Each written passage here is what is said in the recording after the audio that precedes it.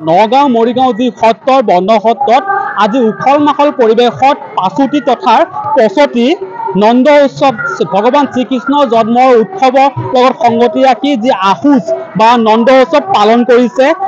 নগাঁও আৰু মৰিগাঁও জিলাৰ বিভিন্ন প্ৰান্তৰ পৰা আহিছে, তাৰ সমান্তৰালকৈ কামৰূপ জিলাৰ পৰা আহি ইয়াতে উপস্থিত হৈছে। অসমৰ বিভিন্ন প্ৰান্তৰ পৰা আহিছে দেৱ দামোদৰ সংঘৰ বা দেৱ দামোদৰ যি ভকত বৈষ্ণৱ আহি উপস্থিত হৈছে। আমি আমাৰ যি সংঘৰ বা দেৱ দামোদৰ সংঘৰ যি বিষয়ববীয়া তেওঁলোকৰ পৰা মন্তব্য ল'ব চেষ্টা কৰিম। কি কয় আজি নন্দ উৎসৱৰ সন্দৰ্ভত কি ক'ব?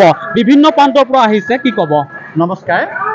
আমাৰ এই ঐতিহ্যমণ্ডিত বৰ্ণসত্ৰত আজি শ্ৰীকৃষ্ণৰ জন্মাষ্টমীৰ লগত সংগতি ৰাখি 11 নম্বৰ দিনা আমাৰ যি পাছতি উৎসৱ পালন কৰা হয়। আগতেও পৰম্পৰাগতভাৱে এই উৎসৱটো পালন কৰা হৈ আহিছে, কিন্তু এইবাৰ আমাৰ ভকতসকলৰ যিটো সমাগম, সেই সমাগমে আমাক অভিভূত কৰিছে। তেখেতসকলে সত্ৰখনক যে ইমান ভাল পায়, কিন্তু আমি ভকতসকলে যিটো উৎসাহ উদ্দীপনা লৈ এই সত্ৰখনলৈ আহে, কিন্তু সত্ৰখনৰ আন্তঃগাঁথনিটো সেই অনুপাতে আমি গঢ়ি তুলিব পৰা নাই।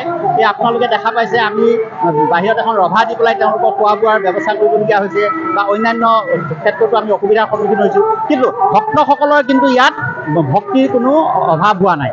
তেখেতসকলে দূৰ দূৰণিৰ পৰা আহি লঘু বন কাটি কৰি হ'লেও আমাৰ সত্ৰখনলৈ আহি তেওঁলোকে যিটো উৎসাহ উদ্দীপনাৰ পৰিৱেশ সৃষ্টি কৰিছে, আমি যদি সত্ৰখনৰ আন্তঃগাঁথনিটো ঠিক কৰি পেলাই দিব পাৰোঁ, তেতিয়াহ'লে নিশ্চয় আমাৰ ভকতসকলে ভাল পাব। আমাৰ ইয়াত হেৰি নাই, আমাৰ অতিথিশালা নাই, এটা ৰংগমঞ্চ এটা নাই বা অন্যান্য অসুবিধা আছে। আমাৰ বাউণ্ডেৰী ৱালটোও সম্পূৰ্ণ হোৱা নাই, গতিকে আৰু আমাৰ মন্দিৰটো অৰ্ধনিৰ্মিত হৈ আছে। গতিকে সেইখিনি যদি আমাৰ সম্পূৰ্ণাংগ হয়, তেতিয়াহ'লে নিশ্চয় আমি কিন্তু ৰাইজৰ পৰা কিন্তু সহায় সহযোগিতাৰ কথা আমি কিছু কাম কৰি আছোঁ। আমি আজি 10-15 দিন ধৰি দেৱ দামোদৰ সংঘই হওক বা আমাৰ সত্ৰ পৰিচালনা সমিতিৰ সভাপতি সম্পাদককে আৰম্ভ কৰি ময়ো সাংগঠনিক সম্পাদক হিচাপে এই সত্ৰৰ যথেষ্ট পৰিমাণে আমি ভকতসকলৰ গাঁৱে গাঁৱে গৈছোঁ। প্ৰভু ঈশ্বৰক লগত লৈ পেলাই আমাৰ ডেকা সত্ৰাধিকাৰ পংকজ গোস্বামীদেৱক লগত লৈ আমি গাঁৱে গাঁৱে ঘূৰিছোঁ, আৰু গাঁৱে গাঁৱে ঘূৰাৰ পদক্ষেপ স্বৰূপে তেওঁলোকে সত্ৰখনৰ প্ৰতি যিটো তেওঁলোকৰ মনোভাৱ আমি গম পাইছোঁ, সকলোৰে ভাল মনোভাৱ আছে। এনেধৰণে মন্তব্য প্ৰকাশ কৰিছে যে যি পুৰণিকলীয়া ঐতিহাসিক যি পুৰণিকলীয়া নগাঁও আৰু মৰিগাঁও যি অনুসূচিত জাতিৰ একমাত্ৰ সত্ৰৰ বৰ্ণ সত্ৰত ইয়াত বিভিন্ন প্ৰান্তৰ পৰা আহিছে ভকতবৃন্দৰ। যেনেধৰণে যি উন্নয়ন হ'ব লাগিছিল, সৰ্বাংগীন যি মন্দিৰৰ সত্ৰৰ যি উন্নয়ন হ'ব লাগিছিল, তেনেধৰণে উন্নয়ন দেখিবলৈ পোৱা নাই। কিন্তু ভকত বৈষ্ণৱৰ যি সমাগম অতুলনীয়, আৰু যি পৰিৱেশ সঁচাকৈ লেখত ল'বলগীয়া।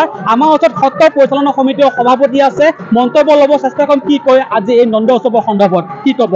যি নন্দ উৎসৱ কি ক'ব? ধন্যবাদ।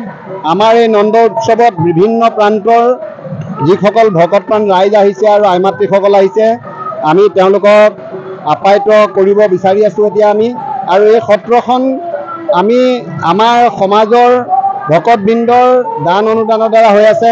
আমি আপোনালোকৰ জৰিয়তে আমি চৰকাৰক জনাব বিচাৰিছোঁ, তেখেতে অসমৰ মুখ্যমন্ত্ৰীয়ে আমাৰ সত্ৰখনলৈ এটি শকত দান দি সত্ৰখনৰ সৰ্বাংগীন উন্নতিৰ ক্ষেত্ৰত যাতে তেখেতে এটা পদক্ষেপ গ্ৰহণ কৰে, তাৰ বাবে আপোনালোকৰ জৰিয়তে আমি তেখেতক অনুৰোধ জনাইছোঁ।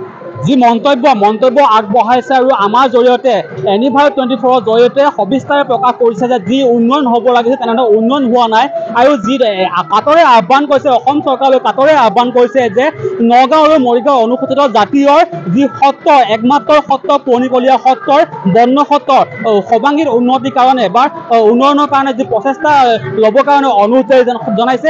আমিও Universe পৰিয়ালৰ পৰা অনুৰোধ কৰিছোঁ যে ৰাইজৰ হৈ দান বৰঙণি যি কাম কাজ কৰিছে বা ৰাইজৰ হৈ মাত মাতক বা সাহায্য আগবঢ়াওক, অসম চৰকাৰে সাহায্য আগবঢ়াওক তাৰে কামনা কৰিছোঁ।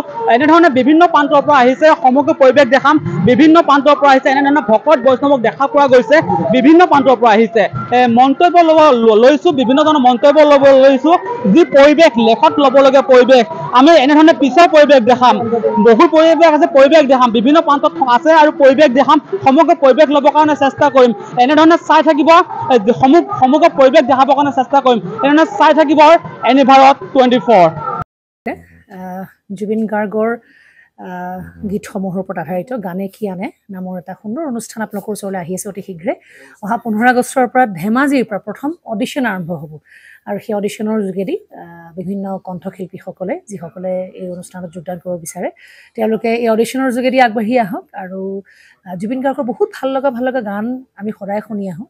আৰু আপোনালোকৰ যদি ভাল লগা গান থাকে, জুবিন গাৰ্গৰ আপোনালোকে গাই ভাল পায়, তেন্তে অডিশ্যনত যোগদান কৰক। মোৰ ফালৰ পৰা আন্তৰিক শুভকামনা থাকিল এই সম্পূৰ্ণ অনুষ্ঠানটোলৈ। ধন্যবাদ।